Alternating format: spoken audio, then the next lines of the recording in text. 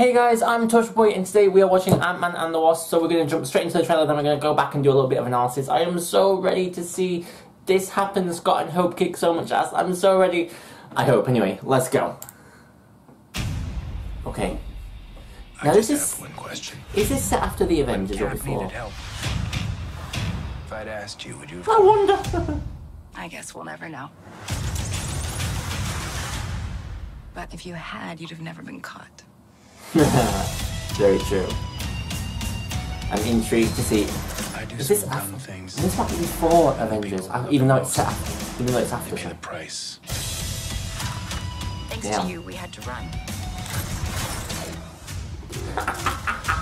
Of course. Let's go. Of course. Why does that not surprise me? Thank him. Real heroes. Oh shit! Oh shit! Not actual set. Oh my god, really? Oh, that's Maybe you just need someone watching your back. Yes, he does! I'm so ready for her! Like a partner. Oh shit! You got another one. Yes! Sorry. You gave her wings and blasters. Oh, she has blaster? Oh, So I that's think you didn't have that tech available for me. No, I did. Yeah, it seems right.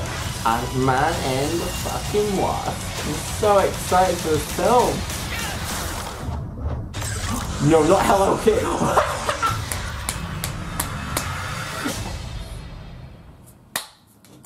Right, okay. So let's jump back to the beginning. Now, here we have new... I don't know what city that is. I'm not very Americanized, so I'm apologies. It might be New York, it might be somewhere else.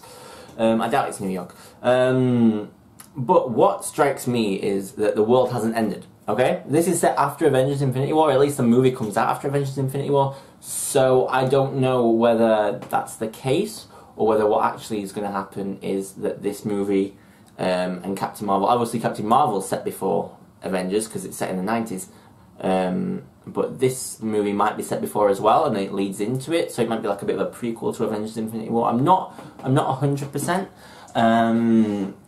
So yeah, and here we see like a little shot of I wonder, if you wonder. Anyway, moving on. That's not part of the film, but I like the bit where she says, if you had been there, you wouldn't have got caught, which states it's definitely after Captain America: Civil War, obviously.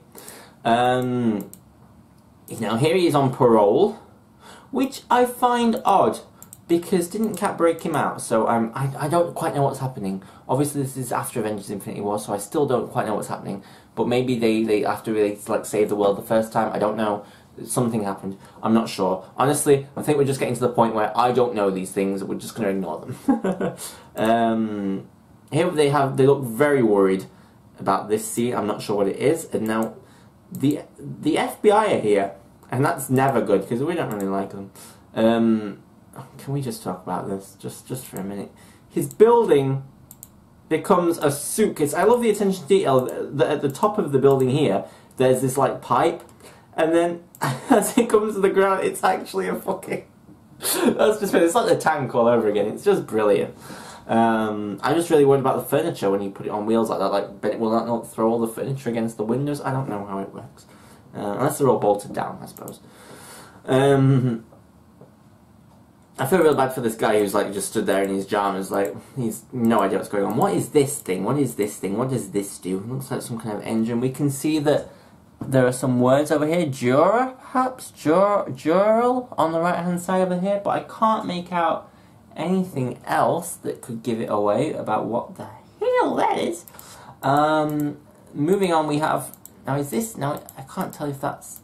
It doesn't look like. Now, who is that? Is that skin or is that a suit? Well, you can't tell, but it's very trippy. Lawrence Fishburne's here to look really weird. I wonder if he's the antagonist. I don't really know anything about this movie, you'll have to excuse me. The first one was fantastic, though. Here we have... He's got a new aunt, which makes me really sad because the last one died, and that was actually really emotionally heartfelt. Now, they're being chased by some people who obviously want them dead. But Hope doesn't look that worried. Also, very much channeling a Holly Marie Combs vibe there, don't you think? I'm just waiting for it to turn around, freeze time, and then blow some people up. Charmed. It's a Charmed reference. You won't get it if you don't watch Charmed. But instead, she just goes under a car and then just explodes upon it, which is kind of badass, really. Here we have Scott doing what Scott does best, which is hanging out in Ocean as Giant Man. But I'm very excited for that. We have the police. We have these two. They've definitely got about to make out. Michael Bina, yeah! I'm so glad he's back. I wonder if the rest of his crew will be back. That'll be cool.